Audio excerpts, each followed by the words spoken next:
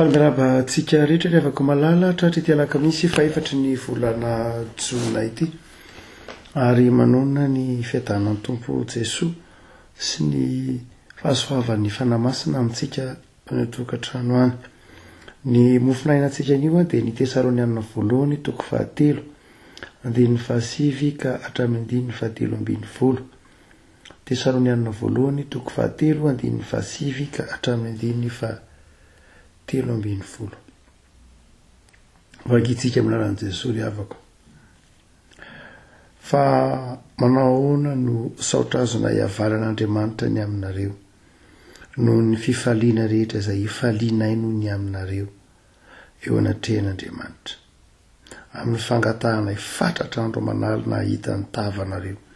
sy hahatanteraka ny tsy ampy amin'ny finoanareo. Ary Andriamanitra ray antsika nisy Jesosy Tompontsika hanitsy ny lalana eo aty aminareo. Ary ny Tompony hampitombo sy hampandroso anareo amin'ny fifankatiavana sy fitiavana ny olona rehetra dia tahaka nahy aminareo koa. Mba hampiorina ny fonareo tsy hanatsiny amin'ny fahamasinana eo anatrehan'Andriamanitra ray antsika amin'ny fiaviany Jesosy Tompontsika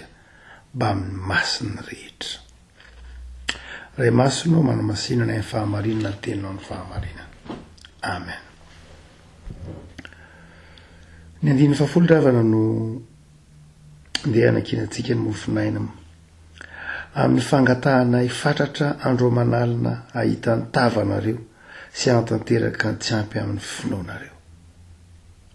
Ny apôstôly Paoly eto ravana no miteny zany amin'ny fiangonana tany Tesalonika izay fiangonana naoriny. Mangataka amin'Andriamanitra izahay andro manalina hahita ny tavanareo sy hahatanteraka ny tsy ampy amin'ny finoanareo. Nanana olana ny fiangonana tao Tesalonika ry havako malala izay Paoly nanorina azy. Tsy dia olana lehibe loatra tahaka ny tany Korinto koa ny olan'ny fiangonana tany Tesalonika ry havako. Azo lazaina ho isan'ny fiangonana indrindra ny fiangonana tany Tesalonianina. Ary ny fiangonana tany Tesalonika na Tesalonianina dia no marina zany ataontsika hoe fahamarinana amin'ny finoana zany olona telo ihany momba ny fiavian'ny Tompo na ny fiaviany iseho eny amin'ny rahona lanitra indray momba ny eskatolojia. Io zany no ataontsika hoe somary nisy fampianaran-diso tafatsofoka tao anatin'ny Tesalonianina ka hitantsika amin'ny miverimberina ao amin'ny tenin'ny apôstôly Paoly ny fampianarana momba ny eskatolojia izay hitabetsaka amin'ny Tesalonianina dia aty amin'ny 3:7 hitantsika ity ihany aza hoe mba hampiorina ny fonareo tsy hanatsiny amin'ny fahamasinana eo anatrehan'Andriamanitra ray antsika amin'ny fiaviany Jesosy Tompo mba amin'ny masiny rehetra. Tena manatoerana manokana mihitsy eo amin'ny fanazavan'ny Paoly ny fampianaran'ny Paoly ho an'ny Tesalonianina ny fiavian'ny Tompo na ny eskatolojia. Fa raha faharoa izay mafy tamin'ny Tesalonianina votoaty ny afatra dia momba ny ataontsika hoe ny fisian'ny fanenjehana. Ny fisian'ny fanenjehana. Tsy dia fanenjehana ataontsika hoe mandatsakaina mamono tahaka izay tany amin'ny fiangonana hafa loatra koa ny Tesalonika saingy ny soko mangina ilay fanenjehana ka nisy an'ny kivy ndreraka tamin'ilay reny fifanenjehana na fanenjehana ny mpino ireny. Ary fahatelo izay olana atrehan'ny Tesalonianina dia ny fampianaran-diso nentin'ny Jiosy. Nentin'ireo Jiosy izay na nivaiva na ataontsika hoe nanozongozona ny maha apôstôly an'i Paoly, nanozongozona ny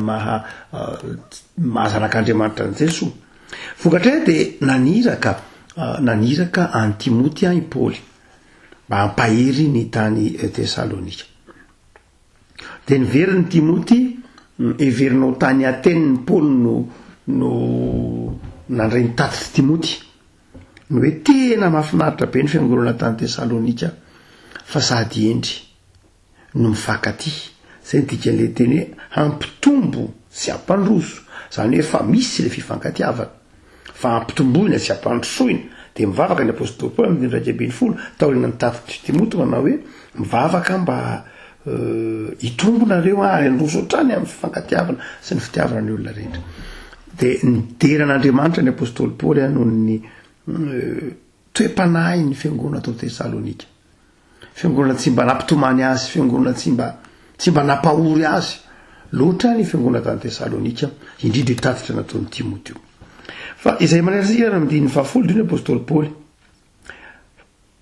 mangataka amin'Andriamanitra zay faly zay any amin'ny aminareo, faly manokana any amin'ny aminareo, faly moa zay satria tsy Paoly rery akory no nivatanany Timothée nanaovany io tatitra io, fa teo koa Silasy. De resaka manokana zany Timothée momba ny Tesalonika de miara-paly ireo mpanompon'Andriamanitra ireo Paoly sy ny mpiara-miasa aminy, de faly izy ny amin'ny finoany sy ny fifangatiavana tao Tesalonika. Teo izy mangataka zay andro manalina mba ahita ny tavinareo atanteraka tsy ampy amin'ny finoanareo. Eny eto zany fomba fitentsika malagasy hoe mangataka zay andro manalina, fa ny voambolana tsy nampiasain'ny Paoly tsy hoe andro manalina fo zay alina manandro, fomba fiteny fotsiny ihany. Satria tsika malagasy rehefa miteny amintsika malagasy de rehefa miteny hoe ndray andro de ny tontolo andro na ny andro anankiray de maraina sy hariva na andro sy alina. Fa tamin'ny jiosy tsy zay, tamin'ny jiosy alina sy andro. Satria vokatr'ilay rehefa ampianarana amin'ny boky ny Genesis hoe de nisy hariva ary nisy maraina. Zany hoe teo amin'ny jiosy ny hariva ny lasa alohan'ny maraina. Raha ohatra zany ka amintsika zao de manomboka amin'ny 12 alina na ambadiky ny 12 alina manomboka ohatra raha pitso ny andro alakamisy na ny andro zoma, dia ny jiosy kosa zay fa ny harivan'iny vao miletika ny masoandro de fa manomboka ny andro, zany hoe manomboka harivany azy ny andro fa tsy manomboka ny maraina akory. Tapakandro hariva zany lasa alohan'ny tapakandro maraina na tapakandro atoandro. Zay no mahatonga voabolana n'apôstôly Paoly hoe mivavaka ho anareo zay, mivavaka mafy zay hariva sy alina. Fa ny dika tenintsika no namboarina satria fomba fitenitsika hoe andro manalina fa ny azy zany alina manandro. Madinika ihany zany fa ilazan'ny apôstôly Paoly fa hoe mivavaka mafy mihitsy izy ny tontolo andro, ny tontolo mpiainany mba ifanatitava tamin'ny Tesalonianina sy ahatanteraka iona amin'izy ireo. Ny roa hevitritsika moa dia ny hoe mihavana amin'ny tompo. Ary ity taratasy ho an'ny Tesalonianina ity dia mitantara ny fifankatiavan'ny Paoly na ny fitiavan'ny Paoly ny fiangonana tao Tesalonika. Dia aseho ny soratra nataon'ny Paoly afaka malala fa ny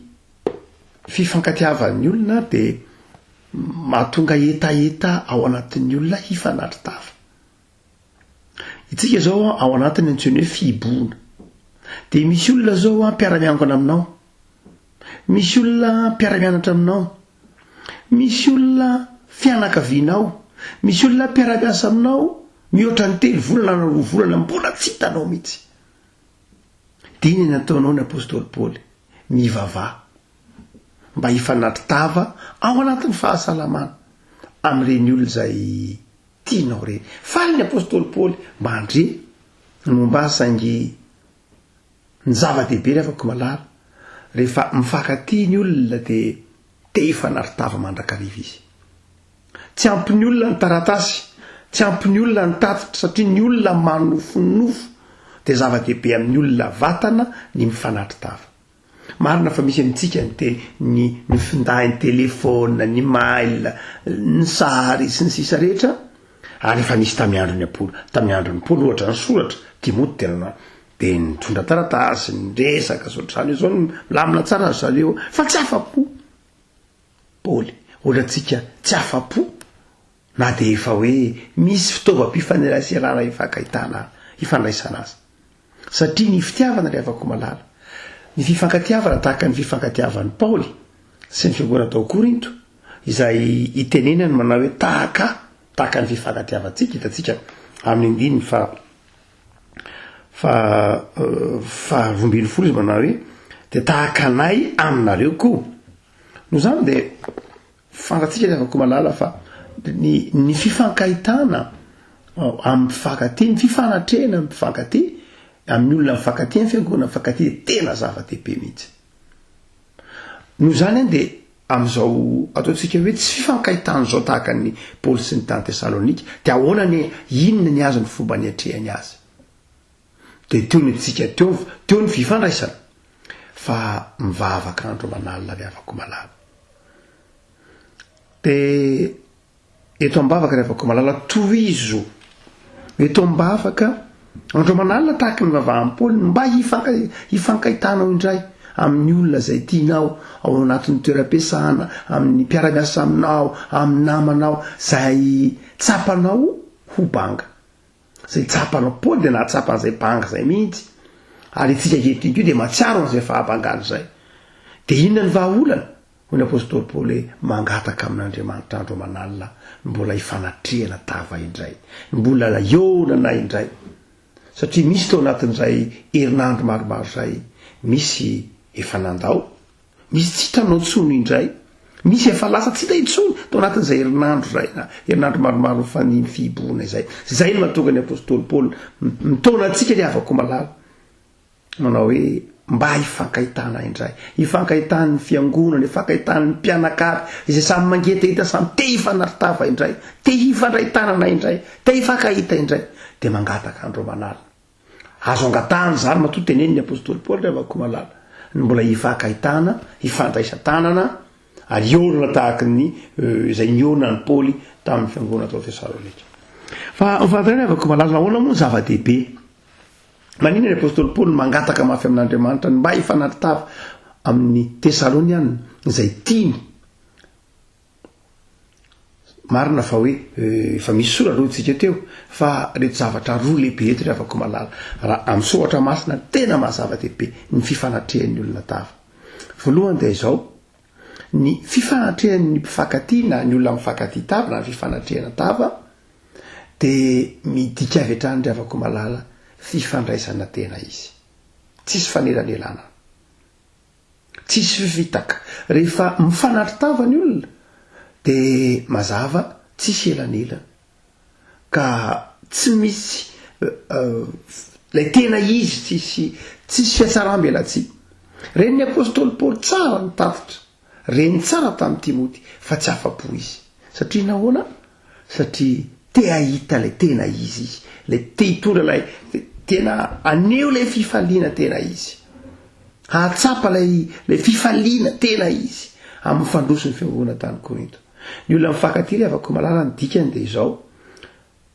te hifanaritava mandrakariva izy raha ohatra ka misy olona tsy tianao de tsy hifanaritava aminy ianao vitanao raha temanao hoe azasiana mankatia izy ka za tsy te iona aminy vao mahita nitavana raha de sorena zay tsy tokony anampina aloha zay toetra zay fa hitantsika ny amin'ny fiarahamonina ny hoe rehefa misy olona mahasorenanao tsy tianao de tsy tokony hitranga fiaina kristianina hoa fa mety mitranga fiaina mpiarahamonina tsotra fotsiny zao tendrandray tsy tiany ahita ny tavany fa ny mariky ny hoe te ahita ilay te hifanaritava de mariky lay fifankatiavana mariky lay firaisanaina sy fiombonana no zany ry avako malala ny fiangonana na ny mpino itsika rehetra na ny fianakaviana na ny mpianakavy ry avako malala raha tena ao anatintsika ny fifankatiavana sy ny fiombonana de mangetaeta te hifanaritava isika mianakavy de inona ny vahaolana ry avako malala satria latsapaka lay izy tahaka mifankatiavan'ny Paoly sy ny Tesaloniana itsika teo de mahireza mivavaka ry avako malala mahireza mivavaka mba hifanaritava anatin'ny fahasalamana indray enao sy ny havanao enao sy ny mpiray tanindrazana aminao enao sy ny mpiray fiangonana aminao fa ny fahaolana ry avako malala ny hoe hevitry lay fifanatrehana tava ao anatin'ny fifankatiavana de tsy hoe midika fifandraisana lalipaka ihany fa izao koa ry avako malala tena ahafahana mifampahery ahafahana mifampahery amin'ny teny tena izy tsy soratra tsy teny ampitaina fa hafa ilay mifanatry tava ry avako malala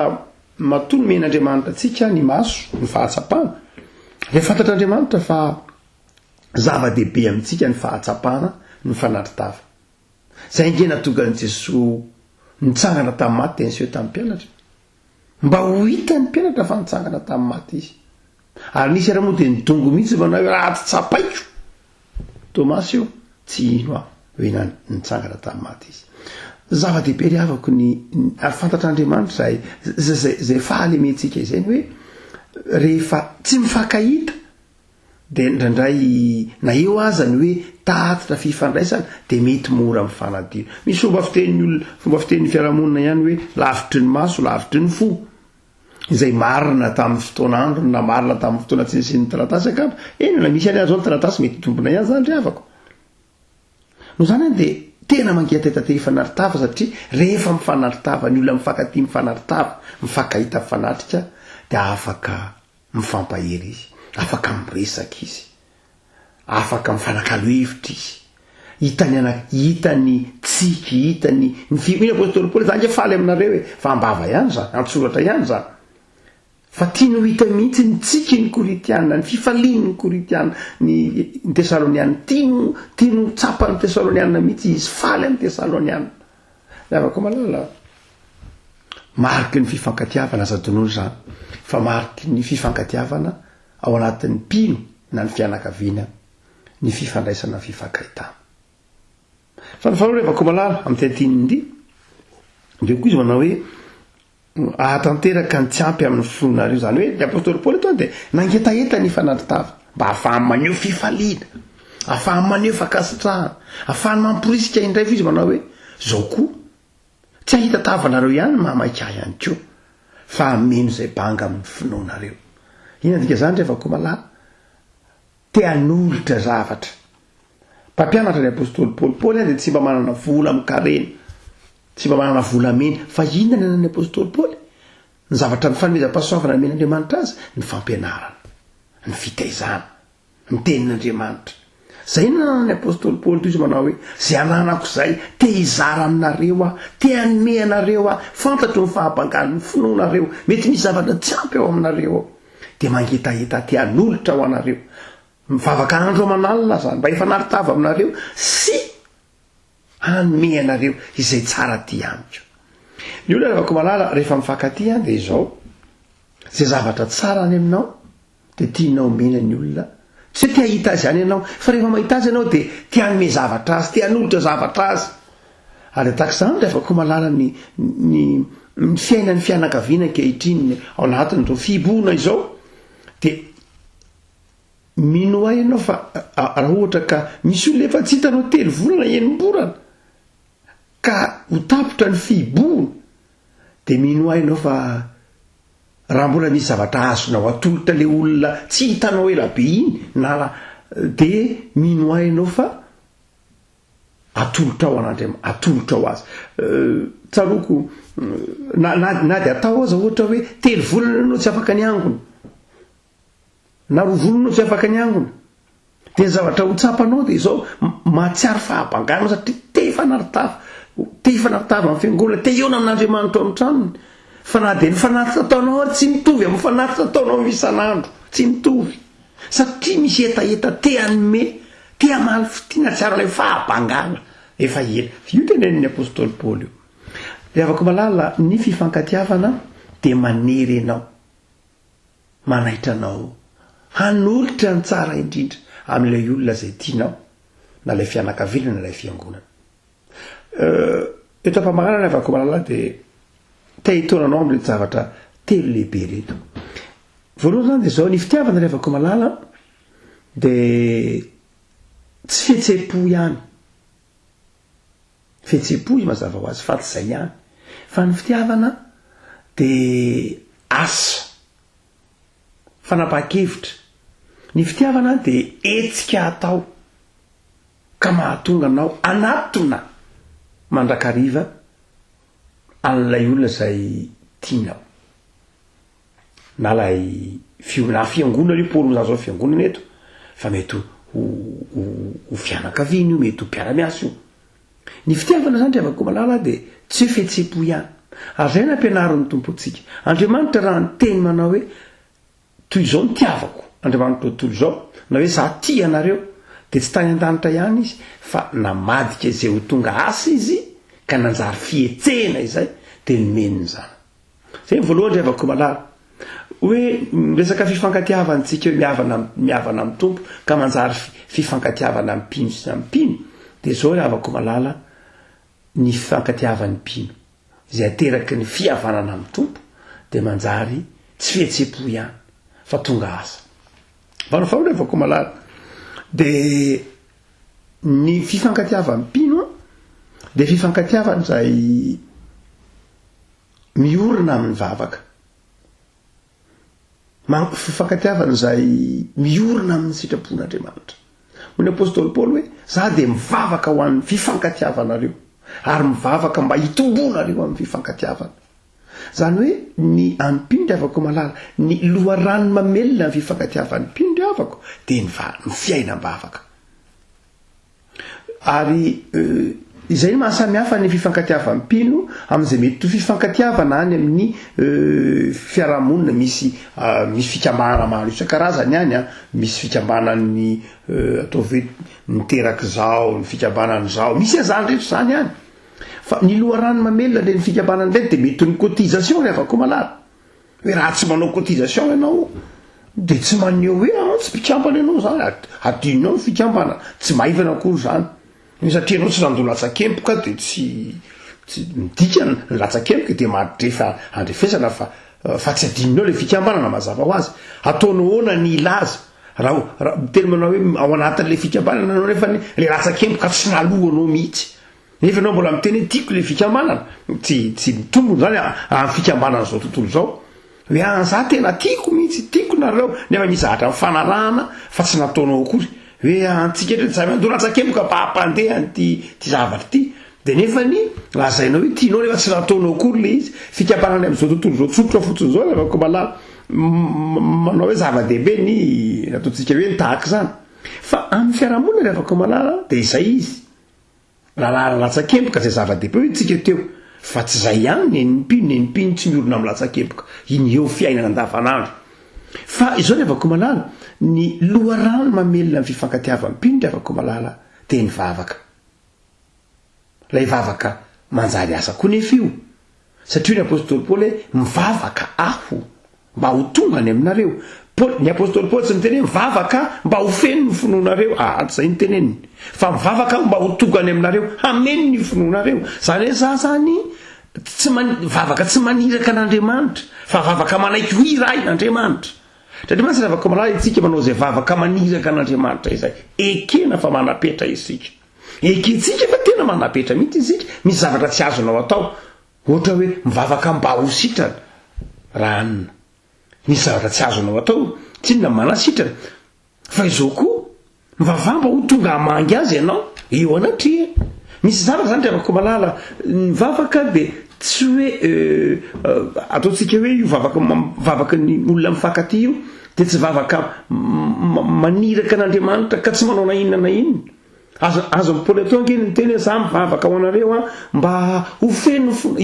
mba tsy adiniko ny tarehanareo tsy adiniko ny salova-tavanareo de mivavaka mba ho tsaroko foana ny tarehanareo sy mibika anareo de mivavaka mba iorina tsara ny finoanareo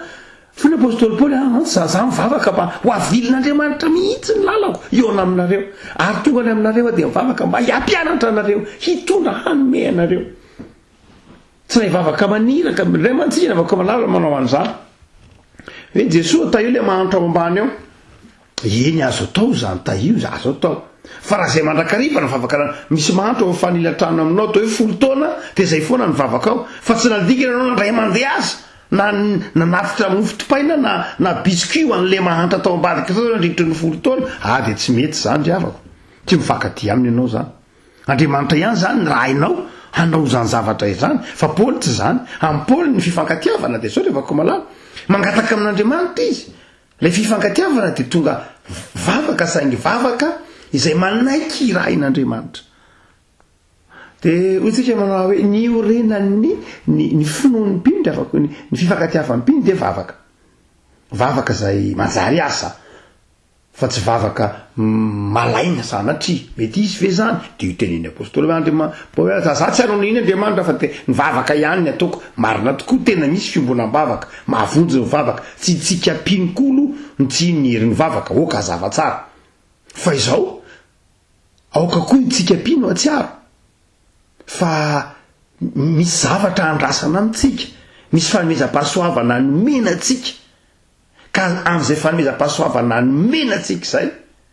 de manaiky ampiasain'Andriamanitra isika ary manaiky ampiasain'ny vavaka am'izay fanomezam-pahasoavana nomena atsika zay fa nyfatelo malaza entina mampahery anao am'ty hoe fifankatiavana hoe loha momba ny fifankatiavana de izay asehony apôstôly Paoly tsy hoe miorona ny vavaka ihany fa ny fahatelo malaza de ny fifankatiavana de zavatra mitombo sy mandrofo. Ny fifankatiavana ny mpino zany a de tokony ho azo tsapaitanana ny fandrosony sy ny fitombony. Ny fitiavana de tahaka ny zava-maniry de mitombo de melehibe. Noho zany de zay mahatonga ny apôstôly Paoly manazava ny tsara mafisy manao hoe ny tompony ampitombo sy ampandroso ny fifankatiavana. Inona ny endrika itombony ny fifankatiavana? Eo ny vavaka. Fa inona ny endrika itombony ny fifankatiavana? De io mizotra mankany amin'ny fahamasinana io. Zany hoe ny fifankatiavana ny avako malala de zavatra fifankatiavana mpino zany zay mafitiavana Andriamanitra azy de velona ka natao mitombo. Rehefa mety endrim-pifankatiavana io zany na fifankatiavana mpivady io, na fifankatiavana mpiray tanin-drazana io, na fifankatiavana mpiray finoana io, na fifankatiavana ray tam-po io, na fifankatiavana mpiarabelona io, dia tokony mitombo izy. Ary marina loatra ny mampitombo fifankatiavana mpino de ny fivavahana ao amin'Andriamanitra no itombony zany. Mampieritreritra zany raha ohatra ka hoe mitonona raha hoe arakaraky ny arahamonina tao no nampihana an'ilay fifankatiavana.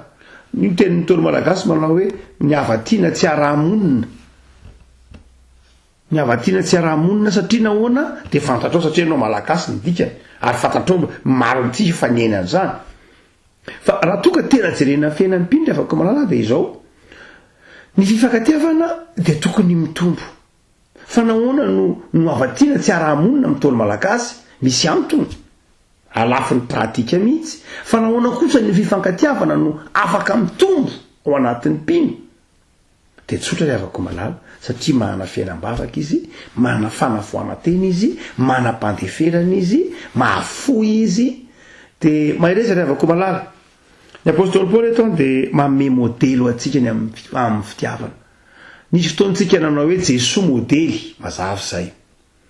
Fa eto kosa de Paoly reny manome modely amin'ny Tesalonianina hoe tahaka anay aminareo koa. Ina le fifankatiavan'ny apôstôly Paoly? La etaeta ifanatitava, la etaeta izara, la etaeta te anome, la etaeta te hitondra fifaliana, la etaeta te izara. Izany fifalian'ny filazantsara. Ny avako malala mivavaka sika mba ho faingana ny fitsarany fihibona ary de iteny tahaka ny apôstôly Paoly mivavaka zay mbola ifanaritava indray ary mbola izara ifampizara ny vaovao mafaly ny filazantsara iaona ampifaliana tahaka ny onan'ny Paoly tamin'ny Tesalonika ny fiainantsika menakafy ivavaka sika iavako tompo misotranao zay fa ny fifankatiavana de volen'ny fanahinao masina ty anatinay ary manjary etaeta mpifandraisana, etaeta te hifanatitava hizara fifaliana, etaeta te hifampizara ny manta sy ny masaka, etaeta te hifameno amin'ny tsara amin'ny fifampizarana. Noho ny toejavatra ienanay ankehitriny nefa tompo de hitanao ny mampisaraka anay noho ny elanela toerana, elanela tany sy ny toejahatra maro samihafa de mivavaka zay tompo andro manalina. Mbola ampionanao indray ny mpiray fiangonana, ampionanao indray ny mpianakavy, ampionanao indray ny mpiray tanindrazana ao anatin'ny fifaliana